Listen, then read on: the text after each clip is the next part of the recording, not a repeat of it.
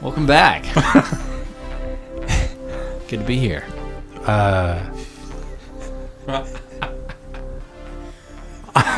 Oh my god. Did you guys watch The Mandalorian?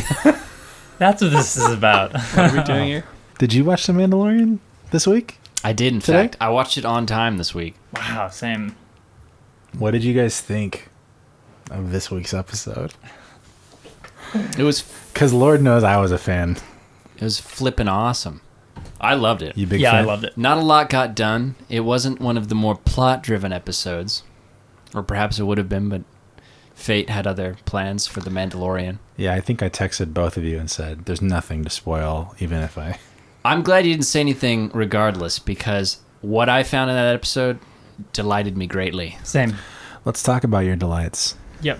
Well, first Violent and foremost, delights, yeah. which have violent ends. Once again, the money in the show is being spent incredibly well. Both the practical and the computer-generated effects Yeah. were on point. From our frog lady, whose name I don't know if we Oh learned. my god, the models. All Yeah. the aliens in the last episode too. We didn't talk about the one-eyed guy. Yeah, Oh my gosh, they look we so had good. we had that Ant-Man And the wasp too, right? and the Wasp. Yeah. They showed up on Tatooine. This episode was What a directed crossover. by Peyton Reed, who Peyton. directed both Ant-Man 1 and 2. And so the Ant-Man reference Lands. makes sense. It lands very well. It's very you, funny. If you knew, yeah, you would It's a hilarious joke. But I really felt at home when before we even got to the spiders, which were far and away my favorite part of maybe the show thus far, other than the Mandalorian himself. It's crazy, man. I love it. It's so good. I But know you seeing the Razor Crest and Mandalorian interact with the New Republic fighters, who are now Super acting That was the best as part of the episode. Super cool. really interesting characterization of this force that is now kind of acting as a police force, keeping Space Force. justice and order. Yeah, it's a space Basically. force. And there was a great scene when they first meet up and they're asking for his plates essentially, or his ID, his registration, like asking him to pull over. Yeah. And he doesn't. And then they go silent for a minute, and then you see the X-Wings activate their fighter stance, fighter mode. Yeah. Mhm. The wings separate. That scene was pretty cool. That was so reminiscent. I mean, talking about like oozing Star Wars, like that was so reminiscent You love of that word oozing. the Death Star trench run. Exuding, emanating. It was so awesome. Like It was. like how at first you didn't see into the cockpit of the X-wings, so they were kind of enigmatic, and then as they started chasing him, you get into the cockpit and you see like the panels and the old kind of 80s or 70s tech, you know. I like that they're still running the old X-Wings Yeah. too. Yeah. It was legit. Was one of those Filoni? Yeah. Okay, was, I thought yeah. it It's the was. same guy, same character from the last season, I guess. Unless there's just a few people who Oh, look was like he Dave in the last Filoni. season too? Yeah. As an X-wing pilot? Yeah. Oh, I didn't know that. Yeah.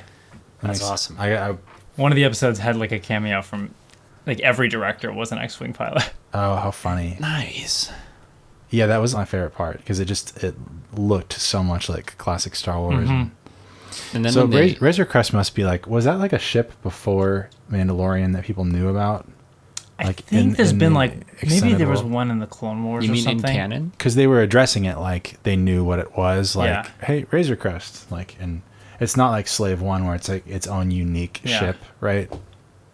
It's a style of ship. Yeah, or Mando referred to it as like pre-Empire surplus or something. It felt like it was some kind of common. I model. love all those like just single line world building stuff just like drop that. it in there. It's like a little Yeah. spice. It kind of looks like an advancement of like a Republic gunship. In a It way. does, yeah. I think there is one in the Clone Wars. Okay. I think maybe even like the bounty hunter characters fly around on one. I don't remember that for sure though. It But just Yeah. looks like Serenity to me. yeah. Serenity now. You can't take the sky from me. So you were saying after the trench Yeah, run, and then they crash land. The Razor Crest takes heavy damage, cascading through this glacier on this frozen wasteland of a planet. I don't know where they are. And he crash lands in a cave system, and they are stranded there. And his passenger, Frog Lady, just goes off because she somehow senses a hot spring down the tunnel. And through such a weird episode. through Baby So weird. Yoda's, yeah, it just keeps getting So weirder and unnecessary. more awesome. So unnecessary. And Baby Yoda is constantly eating the Frog Lady's eggs that were like the last of her race. Yeah, this is the whole point of the episode: is the Mandalorian is delivering this frog lady and ridiculous. her the last of her brood for her entire bloodline. This episode was written by Favreau, by the way. Yes, which I thought was funny. I was like, why would he write this episode? It's so strange. I like. I loved it. Yeah. I just think that this episode really solidified exactly what I want the show to be. I think we talked about this last time. Maybe I was talking with some of my other friends, but because I have a lot of friends. Humble brag. I'm kind of a big deal. Yeah, I like that the show is sort of turning into this like Gunsmoke type thing where like this serialized like Star Wars thing, but it's Gunsmoke with so much money behind it, or like Star Trek, but with so much money behind Unlimited budget. Yeah, and again, it is a little weird that like we only have 8 episodes a season, and it's like that. If it was a 22 episode a season kind of thing, it would make a little more sense. But as far as filler episodes go, though, this was definitely my favorite. Yeah, and as long as there's the general through line of reporting for duty. Of like whatever his main mission is, getting, finding the other Mandalorians or whatnot. That seems to be his path. I think it makes a little more sense as opposed to like episode 4, 5, and 6 last time and last season. All he was trying to do was get money, and that wasn't really even like clear that he had a mission. It was just an adventure. Yeah. Yeah. So that you saying the general through line for the Mandalorian is he's delivering the child and Well, and then he'll just get in any number of adventures along the way, But like, so now the show is, I think maybe I've just been spoiled by shows that are like Breaking Bad or Game of Thrones, where it seems like everything has some role to play instead of like we're just going off on this random adventure for an episode. But so it's like Mandalorian, the character needs to get from A to B. And how does he get there? Well, this is a how does he get there episode. Do I need to see that?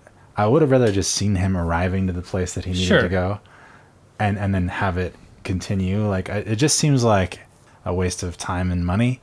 It is fun. It reminds me of like a Clone Wars episode, that's something Filoni would have done on the animated Clone Wars show, but it just seems unnecessary to me. Maybe that's because my perspective is coming from, like these crazy dramas that have taken over the last decade and a half. I really don't think it's fair it's totally fair, but it's strange to compare this show to modern TV because it's not like a lot of modern shows. Maybe some like cartoons, like we're saying the Clone Wars, but it's as if the creators haven't watched TV in the last 40 years. Yeah, and for real. And they only watch like Gunsmoke and MASH. Yeah. And they're like, let's do that, but with Star Wars. It does feel like old, I don't know, like Doctor Who or Star Trek or even like X-Files, like the Monster of the Week thing like you guys were talking about last week. Definitely. Where it's like, is this necessary to the ever increasing alien plot line, or is it just like a Monster of the Week? So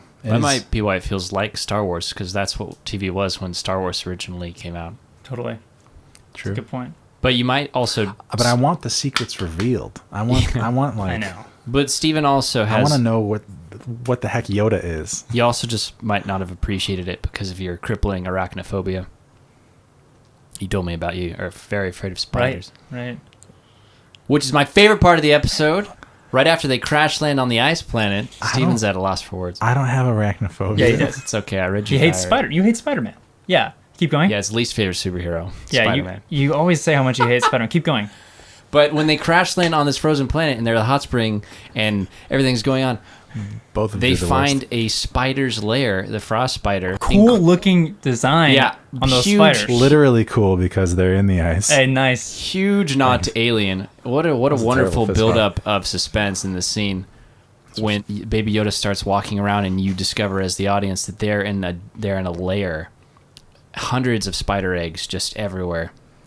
And he actually... It's a tomb. That's you once thought were rocks. Yeah, he walks up to one and like just claws it open and looks in it like it's straight out of Ridley Scott's Alien. Only instead of the face hugger jumping out to consume Baby Yoda reaches in there and consumes just the face hugger. It was very gross, very visceral. But then... Yeah, Baby Yoda... I was calling him Eggy Yoda in this He because be eating. Egg on face. he's got a huge egg fetish. he's He a like hungry- he gets a taste for egg and he just won't let up the whole episode. He's like, I need more egg. He ate 20% of a civilization right there. Yeah. It's kind of like committing genocide in a way. That was genocide. Yeah. But he's hungry. He's got to eat. You know. Yeah, boy gotta eat. The strong do feast. What is it? Anyway, the giant spider comes out. What an incredible design that was, I think. And I found out after the fact that not only I think was that species previously shown in Rebels, I think. Oh, really? But it's actually, I'm not sure about that, but it is based off of an original Ralph McQuarrie design. As everything is. Yeah. Yeah. That's awesome. I think it was Wait, they originally... are?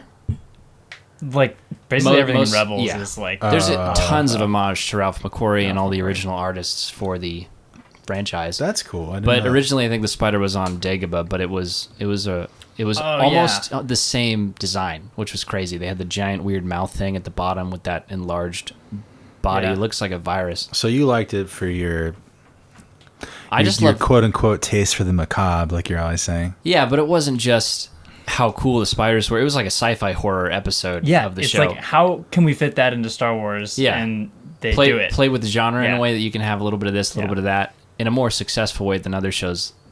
You know, that you can Yeah. think I've been trying to do that, but also the way it ended, and they brought the X-wing pilots back into it to save Mando from this encroaching horde, who just absolutely further destroyed the Razor Crest. The X-wing pilots show up, and then they have this interesting conversation where they're like, "We're not going to arrest you because you have done a few heroic things, but we're not going to help you either." And they just leave him there after saving him. Yeah.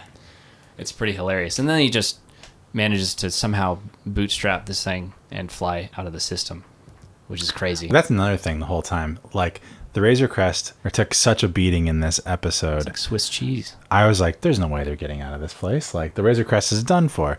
It happened last season, too, like, multiple times. I'm like, how many times can a ship just explode and then they have to fix it for the next episode? It's crazy. That's how I feel about the Enterprise. Every Star Trek It's movie. like watching Smallville for me. It's like every episode Clark Kent almost dies because of kryptonite, and the next episode he's completely fine and nothing has happened. Enterprise is perfect. Yeah, every movie Perfect just destroy the ship, analogy. and then I wonder what's going to happen next movie, and the ship's destroyed Enterprise again. is back. Yeah.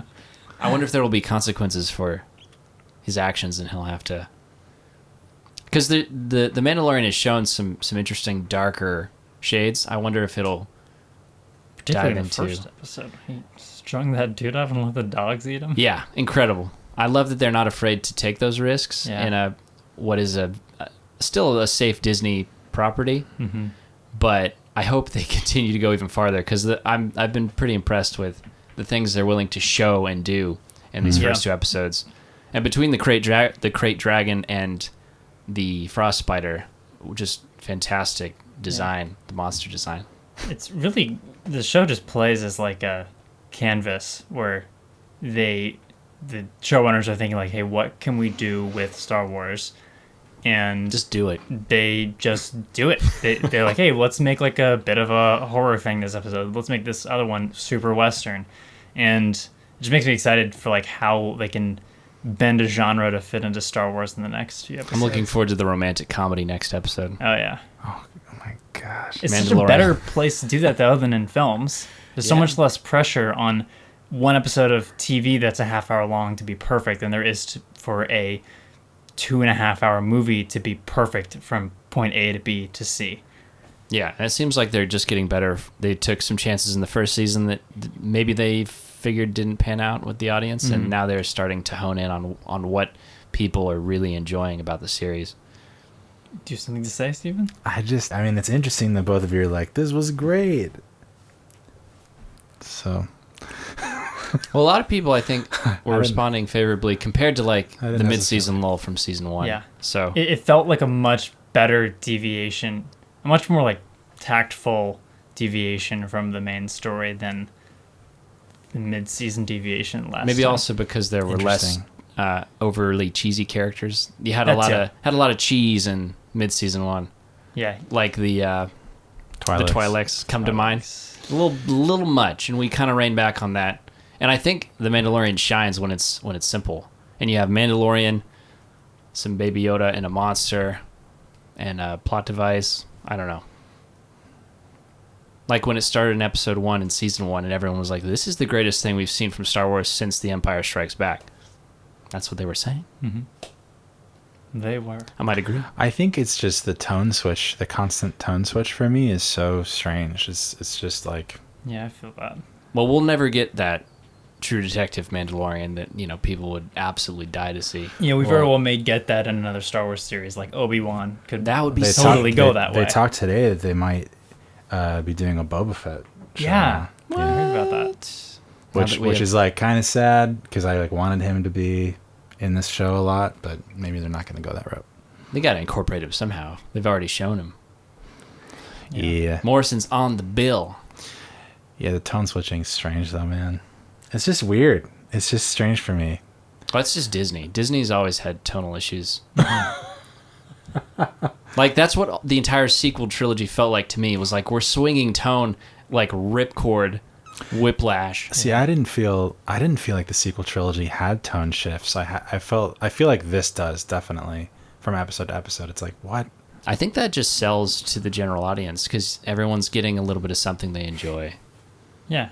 And like I said, it's easier to play that in a TV show where you have where it's 30 minutes and you get a new one every week, rather than a movie it's 2.5 hours and you get a new one every 2 years. Yeah, I don't know. I don't know. I would rather see whatever we just saw in the second episode and first episode of this season. I would rather see that in this TV show format than in a movie and then have to wait another 2.5 years for something better.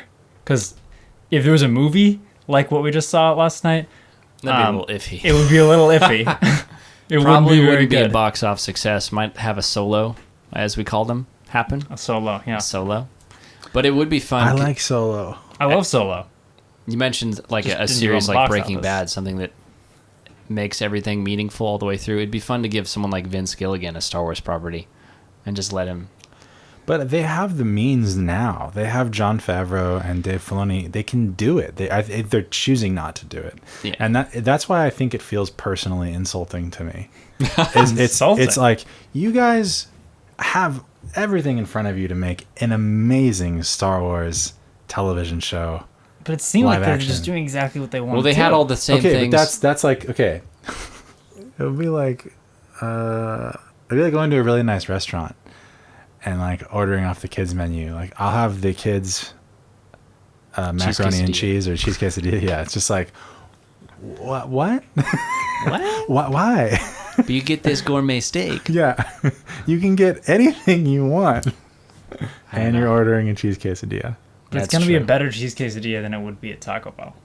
That's but true. But that's such a weird justification to like try to justify why this show's good when it could be better.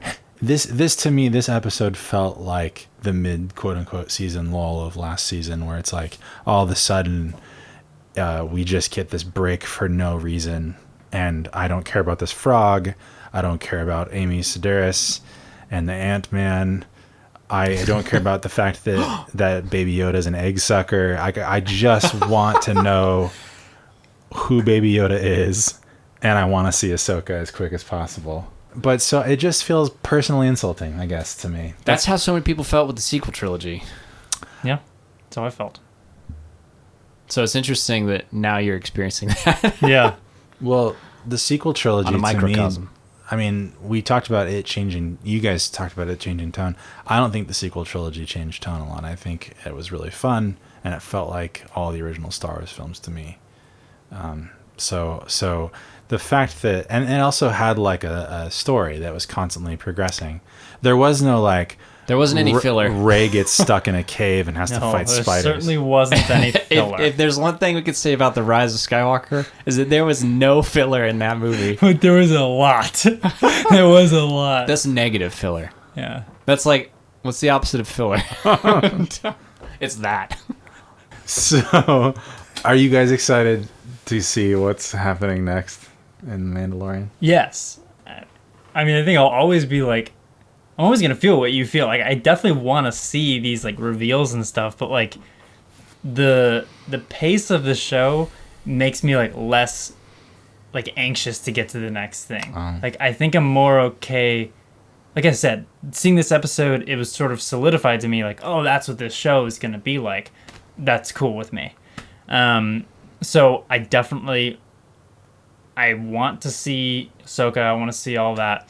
But I'm also cool to just see like what they come up with along the way. And if I get to see more moments like the cave spider, even the frog lady just talking about like, going to see her husband. I just thought that stuff was so interesting. And apparently she's a master mechanic who can hack into any droid. Oh my I love the reveal where they turn and she has a gun, and then they go back about their business. Oh, and she's got an impeccable aim, by the way. She's actually a sharpshooter. Yeah. Because she's like shooting all around Baby Yoda without shooting Baby Yoda. Yeah. But I agree with Bryce. Star Wars, to me, Disney's version of it is a known quantity, and I'm no longer like I learned my lesson both with the movies and with Mandalorian season 1 about what kind of content we're putting out now. So if we're gonna have filler episodes, whatever, this for me was my favorite filler episode. I do hope, like Steven says, we fast track to the plot where things matter, and I hope when they do that, and hopefully they do it sooner than later, they still incorporate these things that make these episodes so special, like the spider, and we can use that in a constructive way in the season, in the episodes where things matter. If this happened like once a season, I think I'd be okay with it. My worry is that like the whole season. Yeah, like last season, I think 4 out of the 8 episodes were like this, and so if they got here on episode 2 this season, I'm like, what are we in for? Maybe we're just getting it out of the way, dude. I hope so. It does feel strange because like we had all that stuff with Gus Fring, and then he's not here anymore. Yeah. What's up with Gus and the Darksaber? Why Hello? can't they just that is a little weird that like all that was really, really building up to the very end of the first season, and we haven't really seen it yet. Also, like most modern television shows, at that point that they introduce the villain, they would then follow the villain as well as the protagonist. Yeah. And they're not doing that, which is, I feel like that's why it's also strange, because it's like we're not following multiple characters. We're only following the Mandalorian and Baby Yoda. We're not following. I wonder how much mileage they can get out of Baby Yoda as Baby Yoda. Yeah. How many eggs do we have to suck?